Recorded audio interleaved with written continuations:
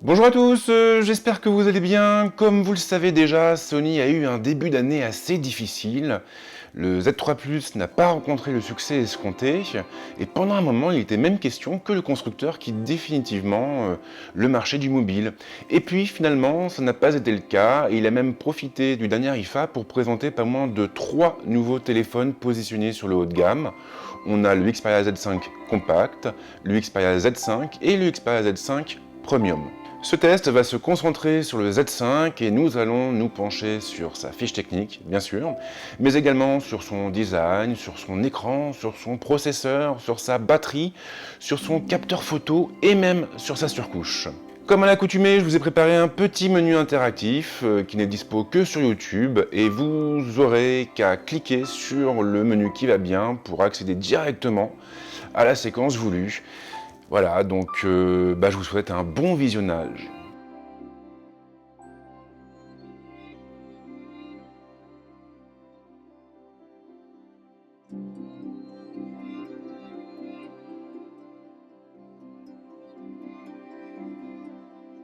On attaque direct avec les spécifications techniques de la bête.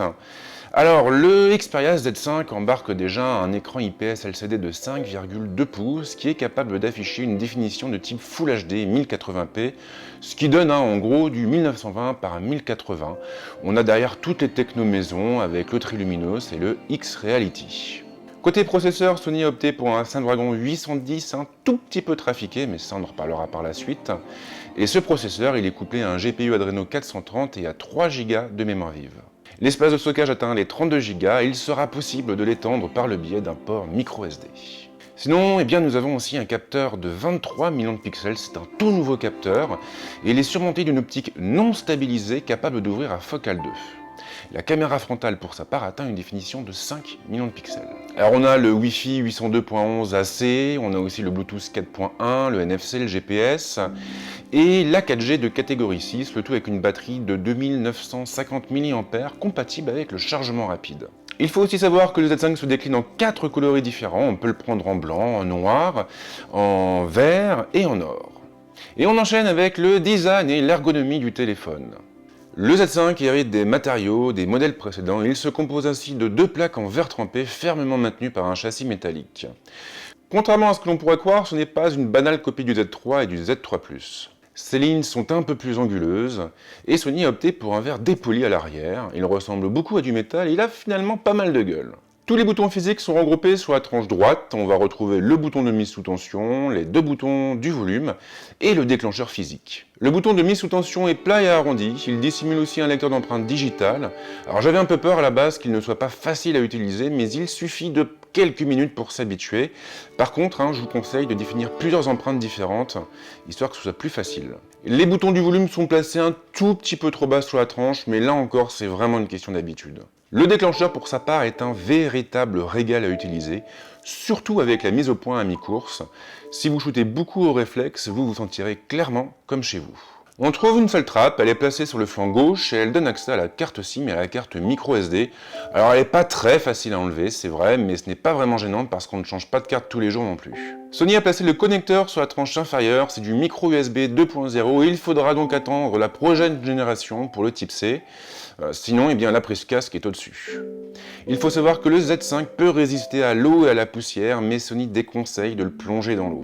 Le constructeur a aussi signé son téléphone en gravant un magnifique Xperia sur le flanc gauche. J'aime beaucoup, le Z5 est clairement un bel objet et il inspire tout de suite confiance. Et on s'attaque maintenant à l'écran du téléphone. Sony ne construit pas uniquement des smartphones, il compte aussi quelques télévisions à son catalogue et il maîtrise donc bien les technos associés aux écrans. Pour le Z5, le constructeur a opté pour de l'IPS Triluminos, la dalle est censée offrir une meilleure restitution des couleurs, tout en consommant moins d'énergie. Pas de changement sur la définition en revanche, il est parti sur du Full HD, et ça donne une densité de pixels tournant autour des 420 ppp. Mais dans les faits, qu'est-ce que ça donne ?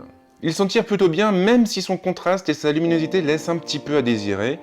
J'ai l'impression qu'il fait moins bien que le Z3 sur ce terrain-là. Pas grand chose à dire au niveau des couleurs, le rendu est fidèle et il correspond bien à la réalité. Les amateurs de belles photos seront aux anges. La couche tactile s'en sort à merveille elle aussi, elle est extrêmement réactive et c'est un vrai bonheur à utiliser. Le Z5 propose pas mal de réglages différents, on pourra activer ou désactiver le X-Reality et prendre la main sur la balance des blancs. Quoi qu'il arrive, eh bien, c'est à nous de choisir et c'est vraiment chouette. Je ne fais pas beaucoup de jeux, mais je consomme beaucoup de vidéos, notamment sur Netflix, et je peux vous dire que l'écran du Z5 convient bien à ce type d'usage. Le moment est venu de parler du processeur et de l'autonomie du terminal, avec cette fois malheureusement des résultats en demi-teinte. Comme je le disais tout à l'heure, le Z5 est animé par une version optimisée du Snapdragon 810. Voilà, Sony a eu peur de se retrouver avec des problèmes de surchauffe comme sur le Z3 Plus, et du coup la firme a limité au maximum le fonctionnement des cœurs A57. Alors dans les faits, il n'y a pas grand chose qui change, le téléphone est très réactif, mais c'est vrai qu'on se retrouve du coup avec un terminal bridé et c'est assez agaçant, parce qu'on parle quand même d'un téléphone qui se positionne sur le haut de gamme. Le bon côté de la chose, c'est que la puce n'aura aucun mal à faire tourner la plateforme, ni même les films et les séries. Je n'ai pas non plus constaté de ralentissement flagrant au niveau des jeux, mais je vous avoue que je ne suis pas vraiment joueur dans l'âme, enfin en tout cas pas sur mobile. Mais qu'en est-il du dégagement de la chaleur? Eh bien là, le téléphone a tendance à chauffer un petit peu sur les calculs les plus complexes, mais ça reste tout de même très raisonnable, il chauffe même moins que mon HTC One M9. J'ai fait quelques tests un peu plus poussés et j'ai notamment tourné plusieurs vidéos en 4K. Le téléphone chauffe parfois, mais le phénomène n'est pas forcément très marqué. Après, bien sûr, il vaudra mieux opter pour des prises courtes, histoire d'éviter d'éventuels problèmes. Le Z5 est équipé d'une batterie de 2930 mAh, la capacité est moindre que celle du Z3 Plus et du Z3. Alors d'après Sony, le téléphone est censé pouvoir tenir 2 jours avec une seule charge, et c'est possible, mais si vous renoncez à la 4G et à Facebook. Je plaisante bien sûr, mais tout dépendra de l'usage que vous en faites. Pour une utilisation normale et modérée, avec des réseaux sociaux, du web, de la photo, vous pourrez tenir en moyenne 1 jour et demi sans trop de soucis et en activant le mode stamina. Au max, j'ai réussi à tenir 2 jours, mais là j'ai désactivé Facebook et j'ai pris systématiquement la main sur les réglages rapides pour désactiver tous les services inutiles. Bon point en revanche, la charge rapide fonctionne vraiment bien et c'est super confortable de pouvoir recharger son téléphone en 1 heure. Le truc, c'est que Sony ne livre pas le téléphone avec un chargeur, enfin du moins pas avec un chargeur rapide, et il faudra donc le commander à part, ce qui est un petit peu dommage. DxOMark a eu l'occasion de tester le capteur du Z5, il l'a placé en tête de liste sur le podium consacré au téléphone portable. Ça veut aussi dire que le dernier porte-étendard de Sony vole la vedette au Galaxy S6, au Galaxy S6 Edge et même au Galaxy S6 Edge Plus. Mais dans les faits, est-ce qu'il mérite réellement son titre?